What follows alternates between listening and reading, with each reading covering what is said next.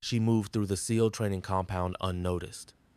Just the nurse, the one they barely acknowledged, the one they explained combat medicine to despite her Harvard degree, the one they told to stick to bandages.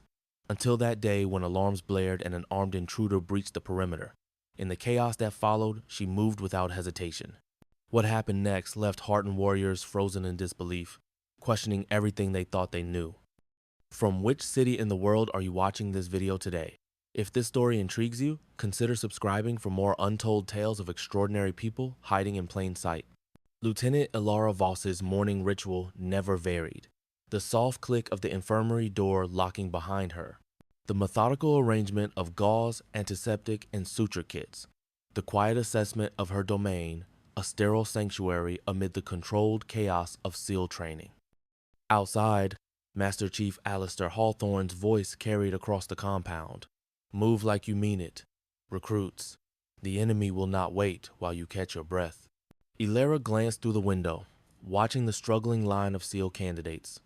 Her fingers automatically organized medication vials by priority as her eyes tracked their movements, calculating exertion levels, identifying the ones who would likely visit her by afternoon. The infirmary door banged open. Two instructors half carried a recruit with a bleeding gash across his forehead. Got a bleeder for you, Doc, said Lieutenant Commander Elias Brandt, depositing the young man on the examination table. Luca here thought the obstacle course was optional. Ilara nodded, already reaching for supplies. I have got him. Try not to coddle him too much, Elias added with a smirk. This is not summer camp. She did not respond, just moved with quiet efficiency. Within minutes, she had cleaned, assessed, and begun suturing the wound. That is a nice clean technique, ma'am, Luca said, watching her work. Thank you. Her voice was soft but precise, like everything else about her. Where did you learn a suture like that? Those are perfect. A barely perceptible pause in her rhythm. Medical school. Harvard Medical School, Luca said, reading her framed credentials on the wall. Impressive. Her only response was a slight nod as she finished the final stitch. Later that morning, Master Chief Alistair arrived for his mandatory physical. He sat impatiently as Ilara checked his vitals. Blood pressure is elevated, she noted. It is always elevated during selection. These recruits are softer every year. Ilara made a note in his chart. Any chest pain, dizziness? I am fine. He rolled down his sleeve. Listen, Doc, we have got a VIP coming through tomorrow. Admiral Reginald Blackwood. The brass want everyone looking sharp. I will make sure the infirmary is presentable. The Master Chief chuckled. Do not worry about impressing anyone. Just keep the bandages coming when we need them. He stood to leave, then paused. By the way, there was an incident with the comm system yesterday. Probably nothing, but keep an eye out for anything unusual. What kind of incident? Nothing for you to worry about, he said, already moving toward the door. With all due respect, ma'am, you would not understand what it takes to secure a compound like this. Ilara simply nodded.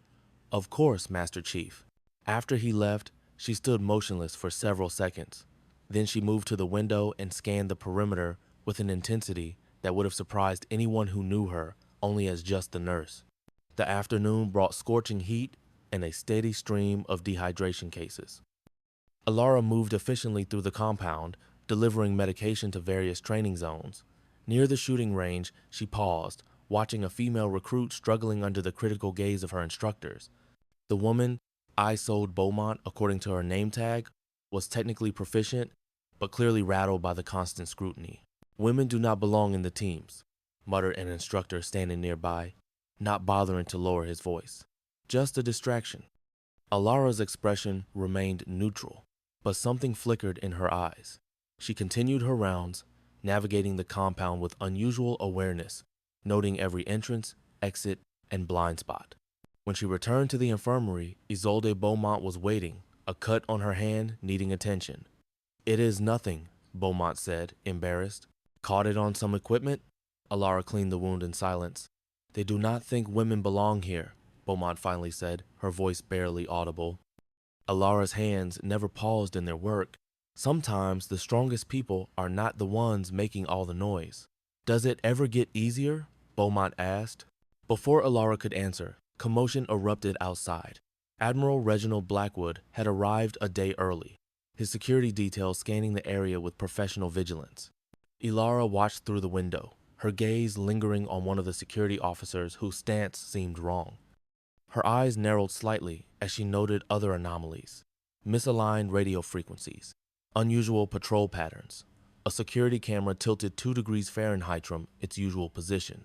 Later, she approached the security office. "Excuse me, Lieutenant.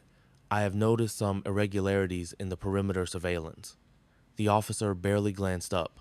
"Ma'am, with all respect, this is a SEAL facility. Leave security to the professionals." She nodded politely and withdrew. But instead of returning to the infirmary, she took a circuitous route around the compound, methodically checking sightlines and access points. To anyone watching, she was simply a medical officer making her rounds. No one noticed how her eyes cataloged every detail, how her hand occasionally brushed against her hip where a sidearm would normally be holstered. No one noticed because she was just a nurse. Dawn broke over the training compound with muted gold light. Alara arrived earlier than usual, her routine unchanged despite the tension vibrating through her nerves. Something was wrong. She had felt it yesterday, seen the signs that others missed. Admiral Reginald Blackwood's unscheduled early arrival, the misaligned security protocols, the communications incident that no one would explain. In the quiet of the infirmary, she methodically checked supplies, but her mind was elsewhere, calculating possibilities, assessing risks. When she opened the cabinet beneath the sink, she paused, then reached to the far back, retrieving a small case hidden behind cleaning supplies. She opened it briefly.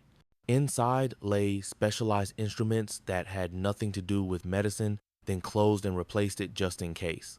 Outside, the compound stirred to life. SEAL candidates assembled for morning physical training while instructors barked orders.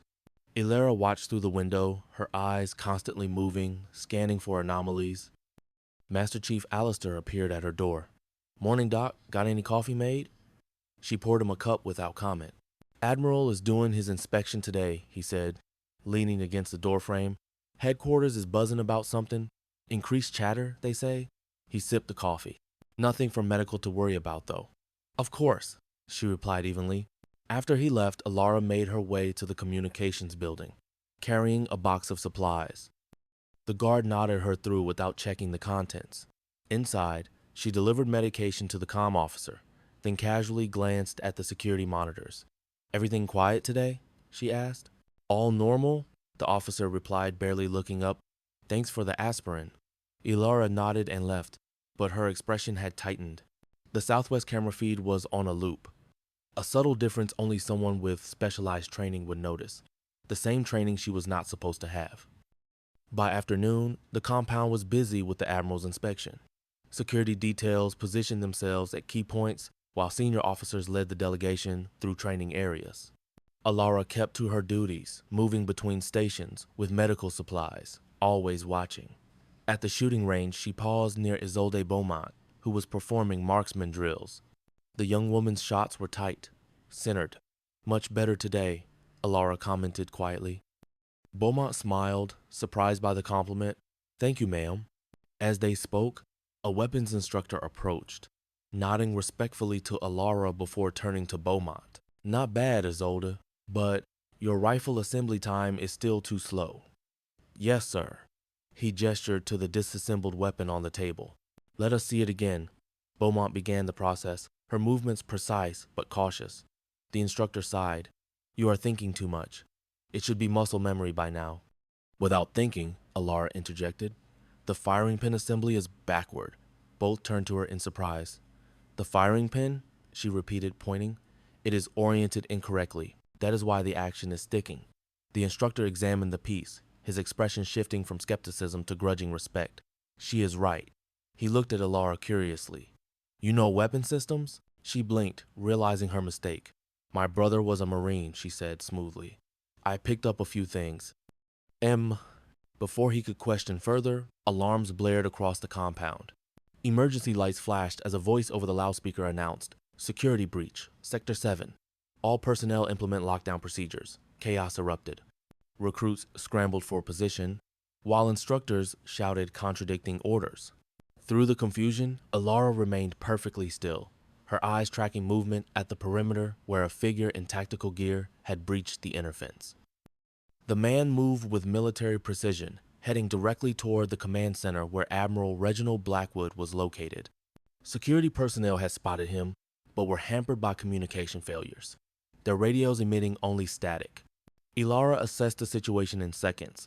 The intruder's approach, the security response time, the distance to the command tent. Without hesitation, she set down her medical bag, removed her lab coat, and began moving. No one noticed her at first. She was background noise, just a nurse navigating another emergency. But her movements had changed, becoming fluid, economical, lethal. She covered ground with astonishing speed, intercepting the intruder's path near the command tent. The man saw her too late. He raised his weapon, but Ilara was already inside his guard. Her first strike targeted his brachial plexus. The second swept his legs. The third disarmed him with a technique taught only to elite special operators. The entire sequence took less than 4 seconds. The rifle clattered to the ground. The intruder collapsed, immobilized. Complete silence fell over the yard. Dozens of witnesses, instructors, recruits, senior officers stood frozen in disbelief. Master Chief Alistair's mouth hung open in shock. "Who is she?" someone whispered. Before anyone could move, Ilara's head snapped up, her eyes locked onto a second intruder approaching from the east. Without hesitation, she reached into her pocket, withdrew a surgical scalpel, and threw it with impossible precision. The blade pinned the man's sleeve to a wooden post, immobilizing his gun arm. Security teams finally arrived, surrounding both intruders with weapons drawn. Admiral Reginald Blackwood emerged from the command tent, his expression unreadable as he surveyed the scene. His eyes settled on Ilara, who stood calmly amid the chaos, her posture now unmistakably military. "At ease, Commander," he said, his voice carrying across the suddenly silent yard. Murmurs spread through the crowd. "Commander." The Admiral approached Ilara, stopping a respectful distance away. "Lieutenant Commander Ilara Voss, Ghost Team 6, 8 years deep cover in Sevastopol, 37 confirmed operations. Silver Star recipient." He paused. "Thought you retired." Ilara straightened, the nurse persona falling away completely. "Just changed assignments, sir." And understanding dawned on the faces around them. The SEAL instructors exchanged stunned glances. The woman they had dismissed, patronized, and overlooked was something else entirely, something they had never imagined. Master Chief Alistair stepped forward, his weathered face registering shock, then recognition, and finally profound respect. Slowly, deliberately, he raised his hand in a perfect military salute. One by one, every SEAL and instructor followed suit. Ilara Voss sat straight-backed in her dress blues, the uniform adorned with rows of commendation ribbons that told a story few had been privileged to hear. Around the conference table, senior intelligence officers and special operations commanders studied the briefing materials in silence.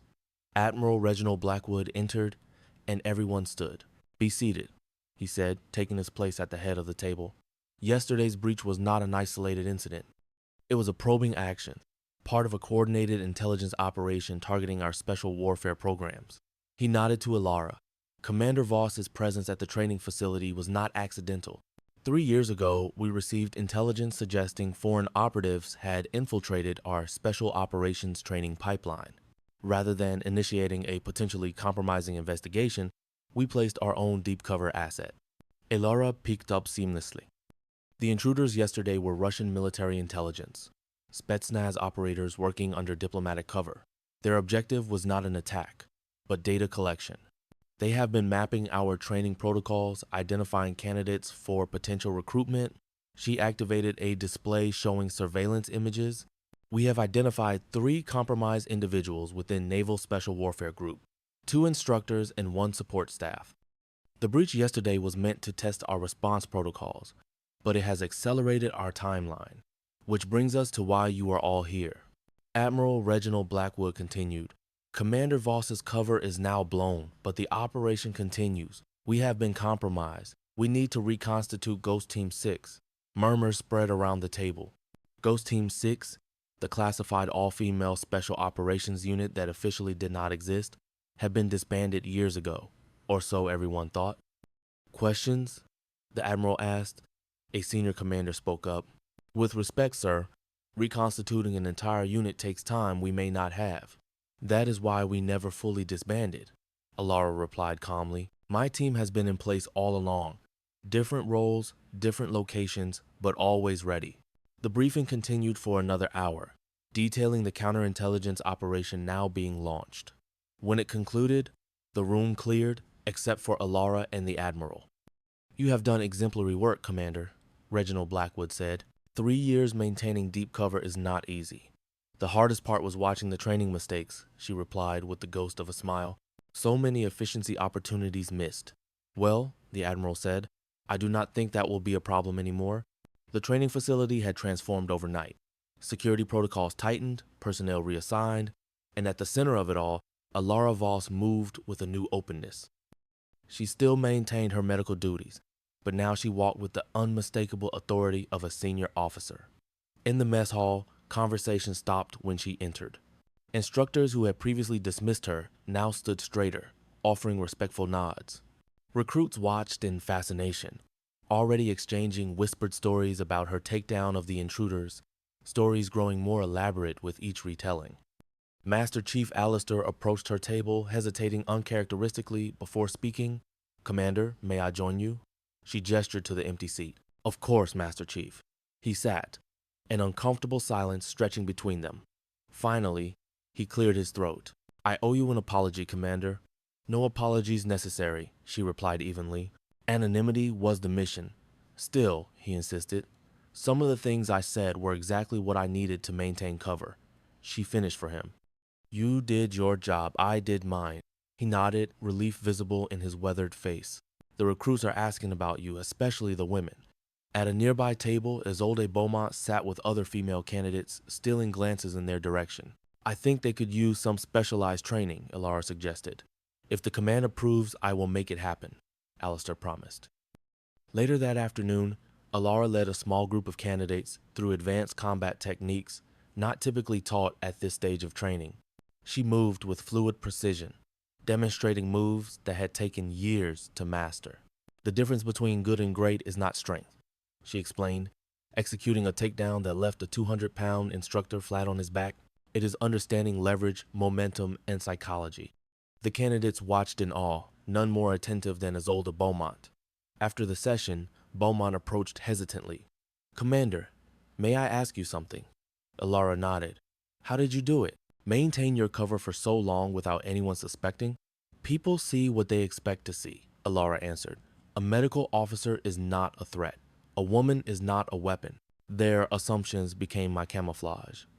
She reached into her pocket and withdrew a small object, her naval officer's insignia. She pressed it into Beaumont's hand. Sometimes the best warriors are the ones no one sees coming. The day's final exercise unfolded on the beach as the sun dipped toward the horizon. Recruits tackled the infamous obstacle course that had defeated so many before them. Alara stood at a distance, watching Isolde Beaumont attack the course with newfound determination.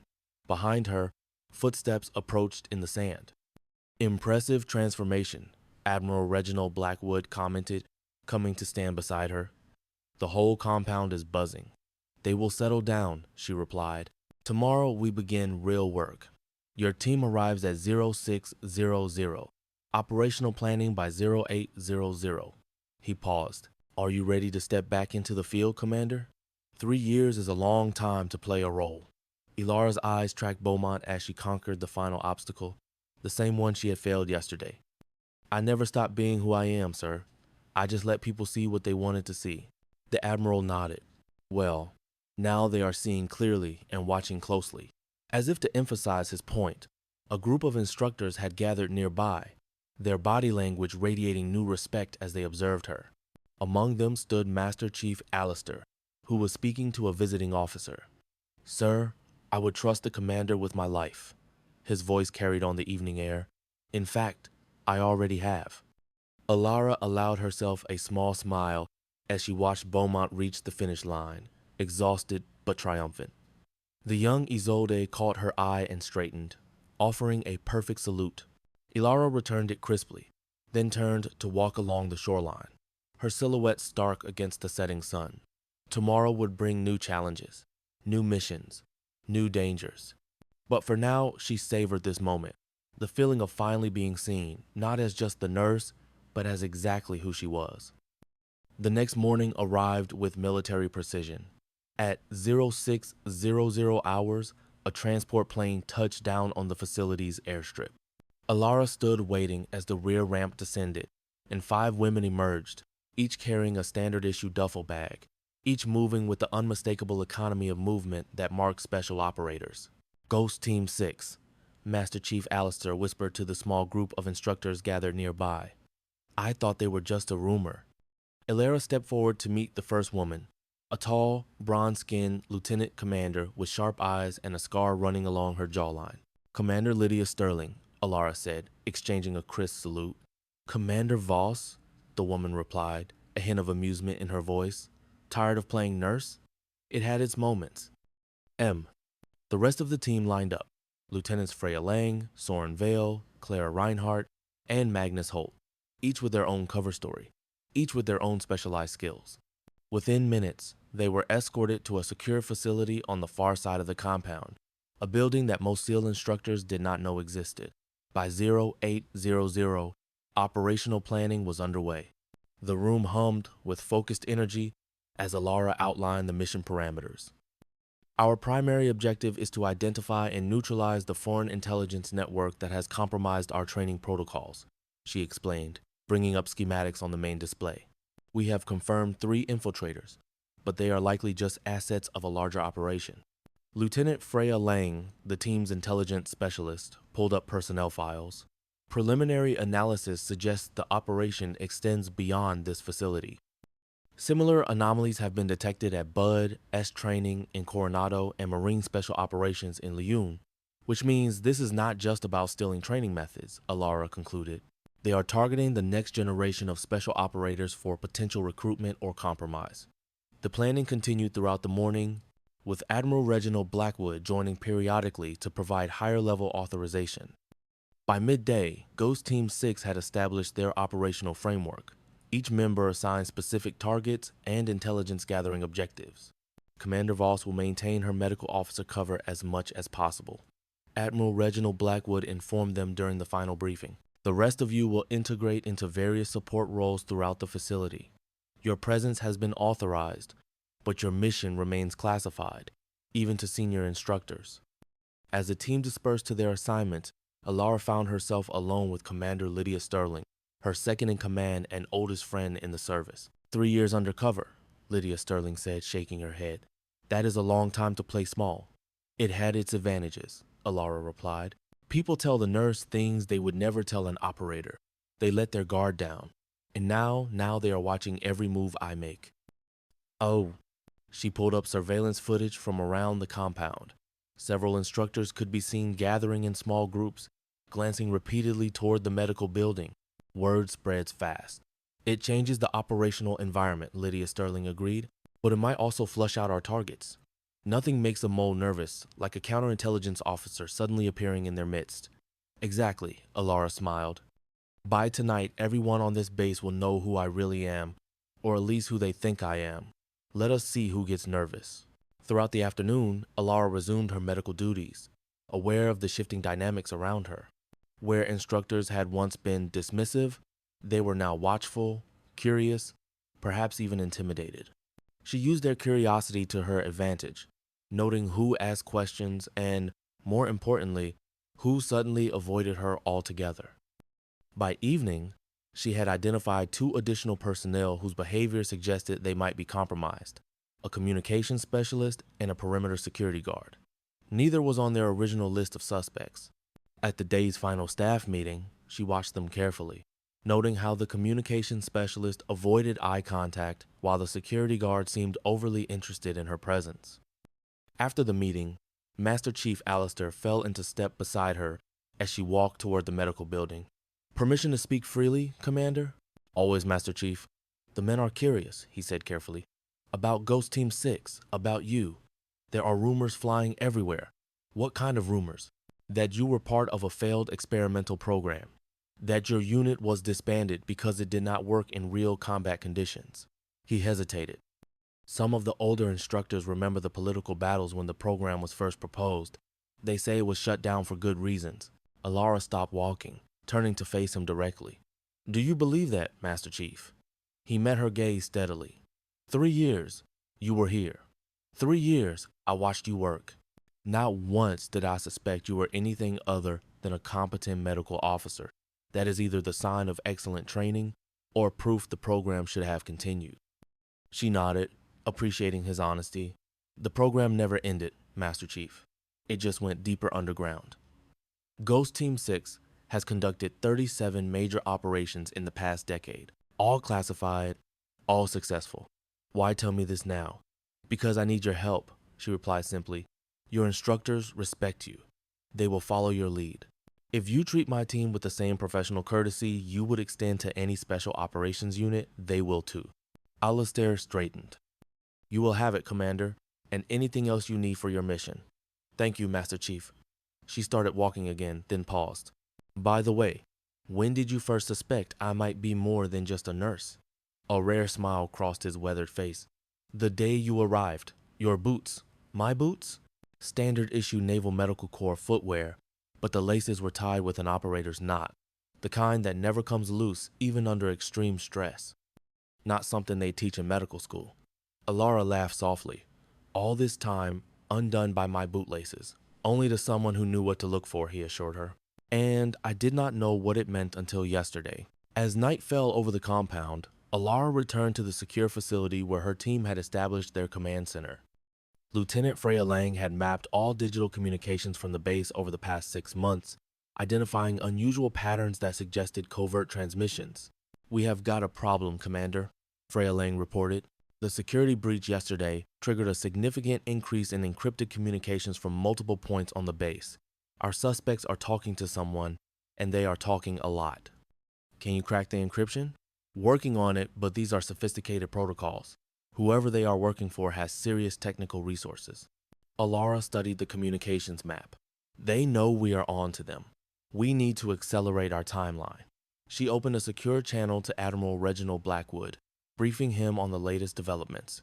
His response was immediate and clear. You have full operational authority, Commander. Do whatever is necessary to secure the facility and neutralize the threat. Alara turned to her team. As of now, we are shifting to active counterintelligence operations. Commander Lydia Sterling, coordinate with base security to establish additional surveillance on our primary suspects. Lieutenant Soren Vale, I want communication jammers in place by 0200. Lieutenant Magnus Holt, prepare for potential physical intervention if targets attempt to flee. Ew. The women moved with practiced efficiency, each understanding their role in the complex operation about to unfold. This was what they had trained for, what they excelled at, the invisible work of securing the nation's most sensitive military assets. As her team deployed, Alara stood at the command center window, looking out over the darkened compound. For 3 years, she had walked these grounds as someone else, hiding her capabilities, restraining her instincts, always in the background.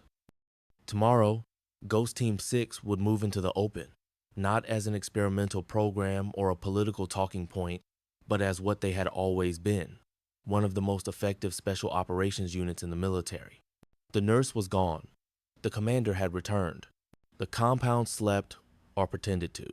At 0200 hours, Lieutenant Sorenvale activated the communication jammers, creating a digital dome over the facility.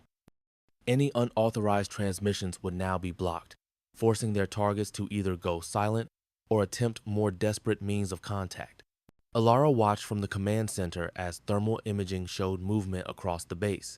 Most personnel remained in their quarters, but 3 heat signatures moved with purpose toward the communications building. We have got activity, she said into her secure comlink. Commander Lydia Sterling, do you have visual? Affirmative, came the quiet response. Communication specialist Victor Lehman and 2 unidentified personnel. They appear to be attempting to access the satellite uplink. As predicted, Alara noted. Lieutenant Magnus Holt, position your team for intercept, but hold until my command. Let us see what they do when they discover the jammers. Through night vision displays, they watched as Victor Lehman and his companions entered the communications building. Minutes later, they emerged, body language signaling agitation. They are splitting up, Lydia Sterling reported. Victor Lehman is heading toward the server room. The others are moving toward the perimeter. They are looking for workarounds, Alara concluded. Lieutenant Freya Lang, are you tracking their devices? Yes, Commander. Victor Lehman is attempting to establish a direct fiber connection to bypass our jammers. The others appear to be preparing a physical dead drop. Alara made her decision. Lieutenant Magnus Holt take Victor Lehman. Commander Lydia Sterling intercept the couriers. Lieutenant Clara Reinhardt prepare for evidence collection. Lieutenant Sorenvale maintained jamming protocols. Ghost Team 6 moved with silent efficiency. Lieutenant Magnus Holt's team surrounded the server room while Commander Lydia Sterling tracked the couriers to the eastern perimeter. Within minutes, all three suspects were in custody, separated for interrogation. Alara chose to handle Victor Lehman personally. The communication specialist sat rigid in the secure interview room, defiance written across his features. You have made a serious mistake, Commander, he said as she entered. I am filing a formal complaint about this treatment. She placed a file on the table between them. Specialist Victor Lehman, we have monitored your unauthorized communications for the past 6 hours. We have tracked your movements through restricted areas, and we have recovered the intelligence package you prepared for your handlers. His expression did not change, but his pulse visibly quickened at his throat. I have no idea what you are talking about. Alara opened the file, revealing photographs of Victor Lehman meeting with known foreign intelligence operatives. Sevastopol 6 months ago, Vienna during your leave last spring, Hong Kong in December. His composure cracked slightly. Those were authorized contacts. Check with naval intelligence. I did, she replied calmly. They have never heard of your operation. Neither has the CIA, NSA, or any other agency with legitimate authority to run intelligence operations on American soil. She leaned forward. You are working for Russian military intelligence. You have been for at least 3 years. The question is not whether you will be convicted of espionage, but how many of your colleagues will go down with you. Victor Lehman maintained his cover for another 40 minutes before finally breaking. By dawn, he had provided names of 2 additional infiltrators within the training command, as well as details of the foreign intelligence operation targeting elite military training facilities across the country. As the sun rose over the compound, Alara briefed Admiral Reginald Blackwood on their findings. The operation was more extensive than we initially believed, she reported. They were not just gathering intelligence on our training methods. They were identifying candidates who could be compromised later in their careers once they had access to more sensitive operations. The Admiral reviewed the preliminary reports. Excellent work, Commander. The Counterintelligence Division will take custody of the prisoners for further interrogation. Your team has accomplished its primary objective. Sir, with respect, our mission is not complete, Alara countered. Victor Lehman has given us information about similar operations at 3 other special warfare training facilities. Ghost Team 6 is uniquely positioned to extend this operation. Reginald Blackwood studied her for a moment. You want to take your team back into the field. It is what we do best, sir. He nodded slowly. Draw up the operational parameters. You will have full support. As the Admiral departed, Commander Lydia Sterling joined Alara in the command center. Back to the shadows. Not entirely, Alara replied. Our cover is blown, but that gives us new operational flexibility. We can move more openly now, at least within military channels. The team is ready, Lydia Sterling assured her. Magnus Holt is already complaining about having to wear a uniform again instead of scrubs. Alara smiled. Tell her I spent 3 years taking blood pressure readings and handing out aspirin. She can manage a few days in proper uniform. And Ofrag. Later that morning, as Alara prepared for Ghost Team 6's departure, Master Chief Alistair requested a meeting. She found him waiting outside the medical building, which had been her domain for so long. I hear you are shipping out, he said without preamble. This afternoon. There are other facilities that need our attention. He nodded, digesting this. The recruits were asking about you. Word travels fast. What did you tell them? The truth. That some of the best operators work in the shadows. That recognition is not the point of service. She appreciated his discretion. Thank you, Master Chief. There is something else, he added. Isolde Beaumont has submitted a formal request for special operations training. She cited your example as inspiration. Alara was not surprised. She had seen the potential in the young officer from the beginning. She has the right temperament, the determination. I will be recommending her, Alistair confirmed, along with 3 other female candidates who previously hesitated to apply. Things change quickly, Alara observed. Some things were long overdue for change. The Master Chief extended his hand. It has been an honor serving with you, Commander, even when I did not know who you really were. She shook his hand firmly. The honor was mine, Master Chief. As she turned to leave, he added, they will not forget you here. The story is already becoming legend. Alara paused. What story is that? The nurse who took down armed intruders without breaking a sweat. The woman who had been hiding in plain sight for years. The commander who changed how we see everything. She considered this, then said simply, perhaps the most important part of the story is not what I did, but what happens next, what changes because of it. He nodded in understanding. Safe hunting, Commander. The final hours at the facility passed quickly. Ghost Team 6 prepared for deployment while intelligence officers secured the captured assets. By mid-afternoon, Ilara found herself at the airstrip, her team loading equipment onto a waiting transport. As they worked, she noticed a group of SEAL candidates observing from a distance, Isolde Beaumont among them. After a moment's consideration, Ilara walked over to them. Ma'am, they acknowledged in unison, standing straighter as she approached. At ease, she said. I understand you all have questions. Beaumont spoke first. Is it true you were undercover here for 3 years? Yes, and no one suspected. Ilara glanced back at Master Chief Alistair, who was supervising the loading operation. Almost no one. Another candidate stepped forward. If Ghost Team 6 is real, are there other units like yours? That information is classified, she replied, then added. But the military is full of specialized units that operate outside conventional structures. The uniforms and titles do not always tell the whole story. How do we get considered for special operations? Asked the third candidate, a woman whose determined expression reminded Ilara of herself years ago. Excellent, Ilara said simply. Consistent, unapologetic excellence. The kind that cannot be ignored or dismissed, no matter who you are or what assumptions people make about you. She looked at each of them in turn. The most effective operators are not always the loudest or the most visible. Sometimes they are the ones quietly mastering their skills, watching and learning while others talk. Remember that. As she returned to the transport, Lieutenant Clara Reinhardt fell into step beside her. Recruiting already, Commander?